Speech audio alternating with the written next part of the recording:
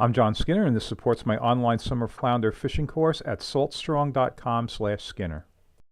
This is the rig used on this trip, and I'll have links to all of the gear in the description of the video. Oh, I'm really excited about this trip. This is a shallow bay trip, so this is the ocean's on the other side of a barrier island, so this is the bay behind that barrier island. I haven't done one of these trips in about 3 seasons, partially because I moved and it's a little farther away, but also because the fishing had just been pretty poor the previous 2 seasons. But all right, I'm going to get out here. I'm going to give it a shot. I do not have any marks on my fish finder because it's a new one, so it's okay though. You know, I can read the bars. For the first time that I've fished this place, I've got prescriptions, Salt Life glasses. It makes it a lot easier to read the bars. I kind of know where to start, and we're going to see. Hey, you see I'm backpedaling. I've got a little bit of a wind against current situation. This is an after work trip, left a little bit early, got out on the water for an evening trip, really just trying to see if I can get some fish. And yeah, all right, so I used that backpedaling to compensate for the breeze going against the current.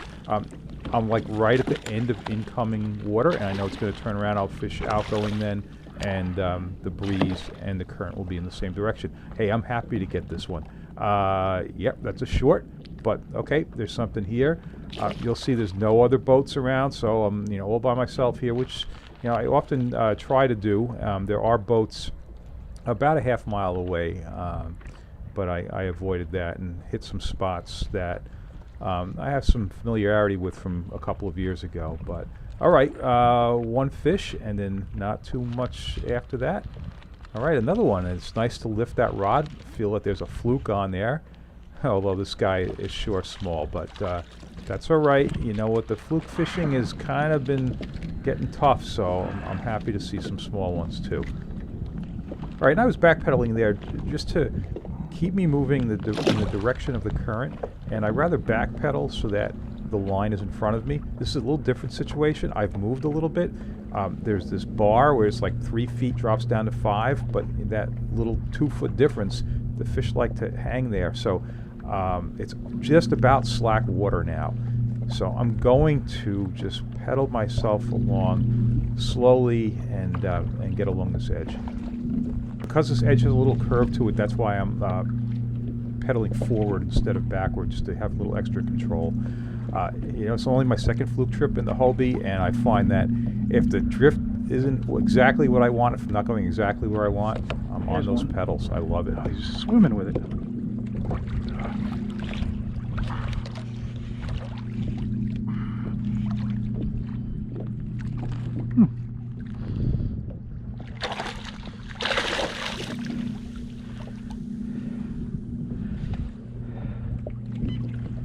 And you see me grabbing a mark there. It's not actually a new fish finder. It's 3 years old, but it's the first time on these waters. All right, I'm happy about this. This is so the legal limit is 19 inches. I'm not keeping anything this trip. Like I said, it's an after work trip. I'm just checking it out. I'm not going to mess with keeping anything, and I still have some fish in the fridge from having been out to Montauk, so I'm just happy to catch and release these guys. And yeah, this one is almost certainly a keeper. And check out the bottom. You see those that coloring? These guys are laying in the mud, and that's important in my choice of what I'm using. I'll get to that in a second. Notice how shallow the water is. What happened was, as I unhooked that, I drifted back onto the bar and realized that, okay, I think the current's starting to go out. So now I'm going to set up and fish outgoing current, which was what I was planning to do. Hey, it's dinner time, so get with the cereal bar there. And of course, whenever you do that, right, a fish is going to come.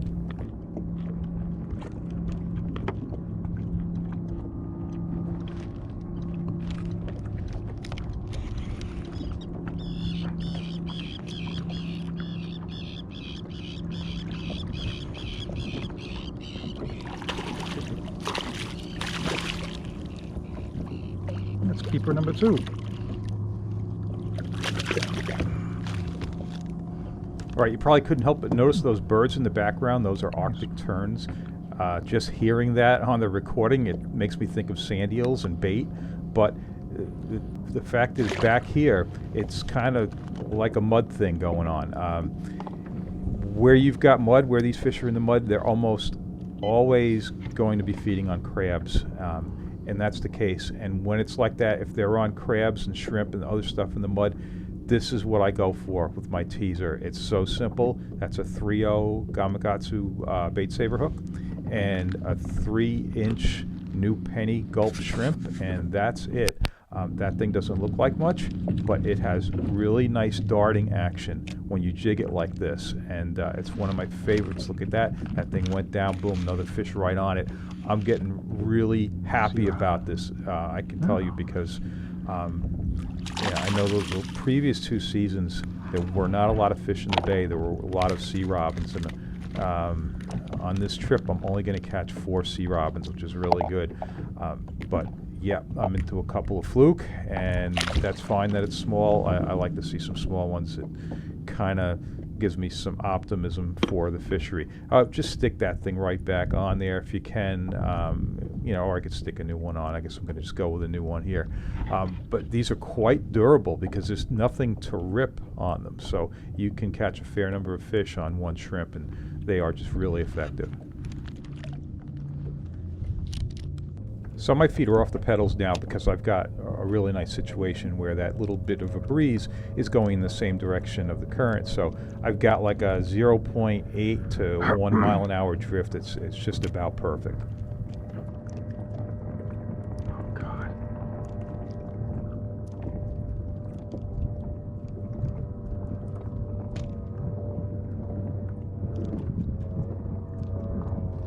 Come on. It's a fluke.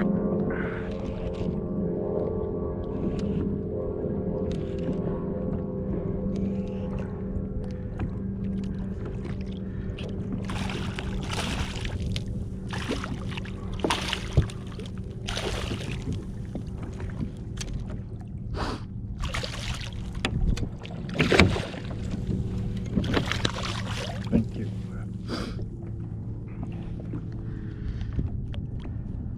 And at this point, I'm fishing between 7 and 15 feet of water. And I'm using the same 3/4 ounce bucktail for the entire trip. And as I pedal up each time, I'm recharging that rig. It's going back in the gulp juice.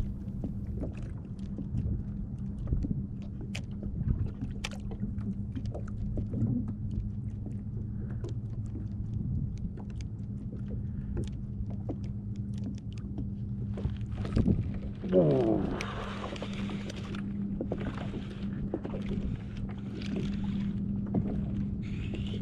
That's a decent one.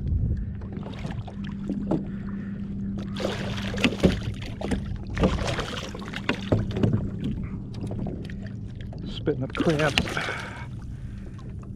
This is keeper-ish. That one's probably good.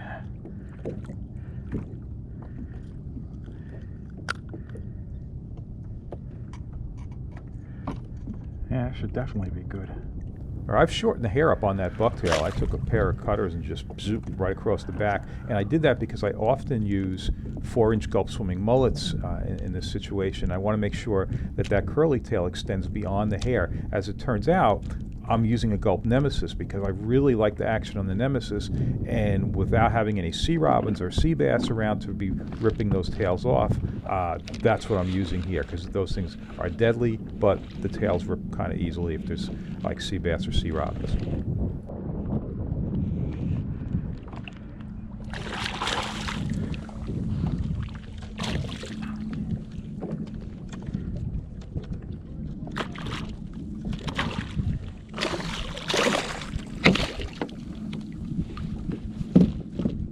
I doubt it shows in the video, but my tip is loose, which is my fault. This is a tsunami rod. I had trimmed it and put a tip on, and it's come loose, but it's not causing me any trouble.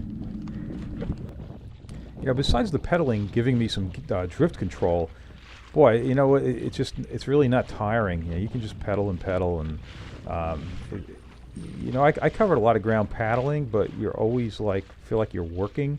But pedaling, it's kind of like you're walking, and the speed is fine.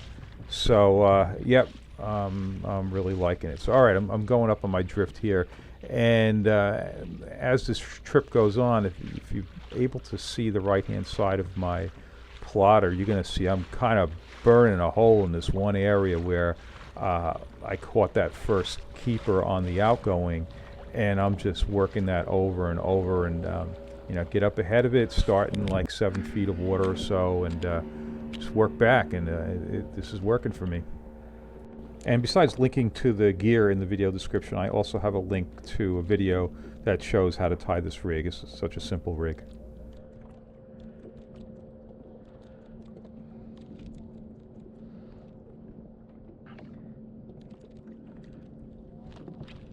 Oh, hang on. Oh, that's a beauty.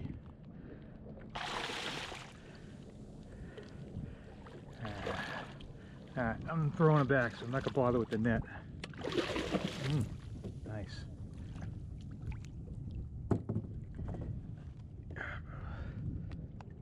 Nice. Yeah, it's funny. We catch that fish in Montauk. We're swinging it over the side and, not giving it a second look. But, everything, success is relative, and that's a nice fish for in here. And I'm just really thrilled that I want a decent bite, and it looks like the bay fishery's doing pretty well this season. 21-ish. Bye.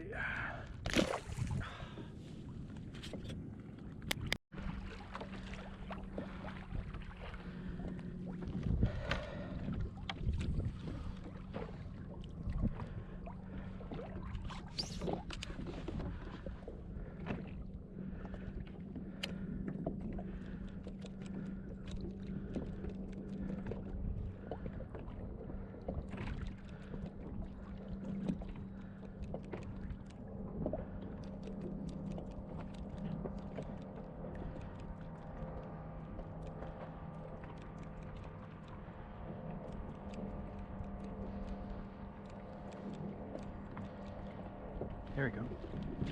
Oh, back in that 9-foot spot. Ooh.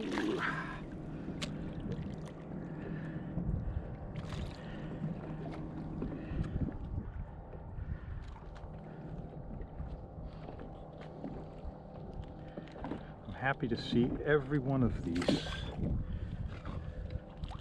And here's that Nemesis. Yeah, it's got that nice long kind of stringy tail, and that thing is just absolutely beautiful action. And hey, this rig is working just great. All right, this is going to be one of those following fish. This one's going to take a little bit of effort. Oh, you.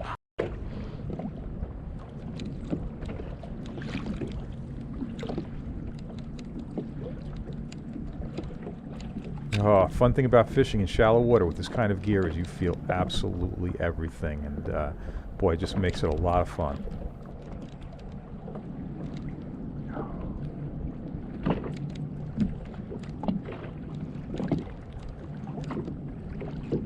Come on. Yeah. Boy, you were all over it. It's a nice one, too.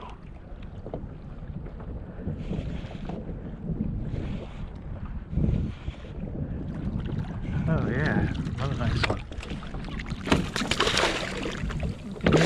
Let's calm down. Ooh, that is a beauty. Bay beauty. Oh yeah.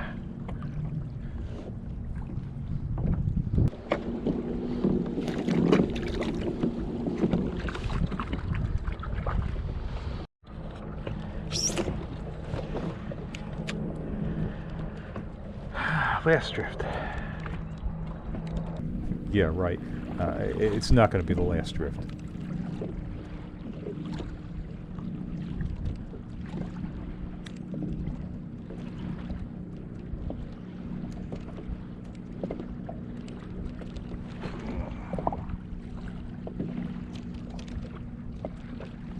Come on. Oh, best one of the trip. Come on. Oh, nice.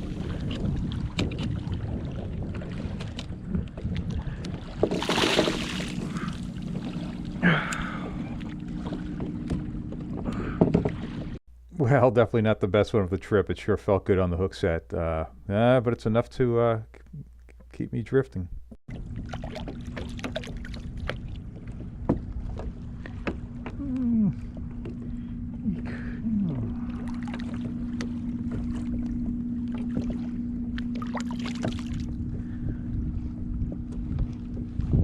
Okay, the right-hand side of my screen there, you can see that red thing in the middle. Those are my track lines overlaying each other, just one after another. I'm short drifting here. My drifts are 5 minutes at most. If you're on fish, you should be short drifting.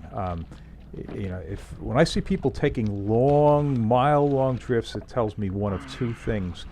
Either they're not catching and they're searching, or if they are catching, they're probably not making the best of their time, because you know what, fish are not all over the place. They tend to congregate, so when you find one of those spots, you mark it and you beat on it, and that's what I'm doing here. And this is going to be the last drift I take on my spot.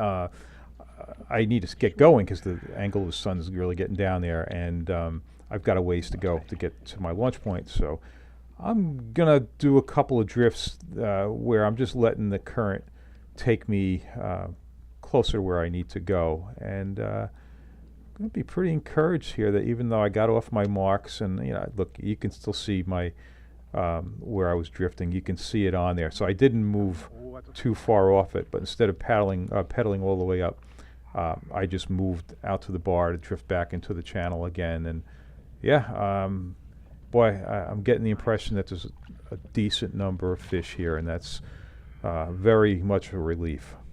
I feel like this fishery's been in a slow, steady decline for maybe 8 years or so.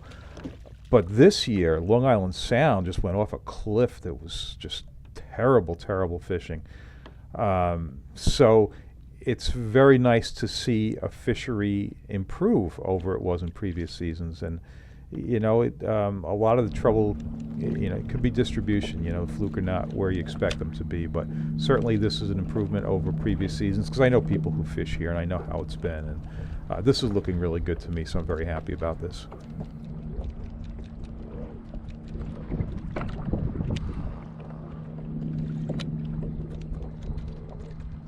Oh, come on, last fish of the night. Ah!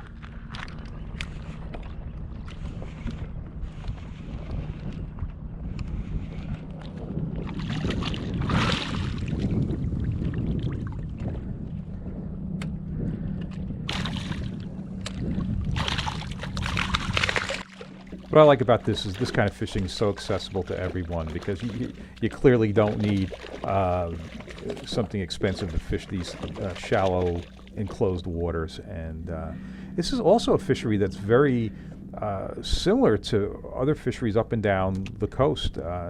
Fluke, Flounder, they're all up and down the coast and then around to the Gulf Coast. And this kind of shallow bait fishery exists in a lot of places. And I get a lot of feedback that this tackle technique and everything works all over the place. So, all right, I hope you enjoyed this, and if you like these videos, please subscribe.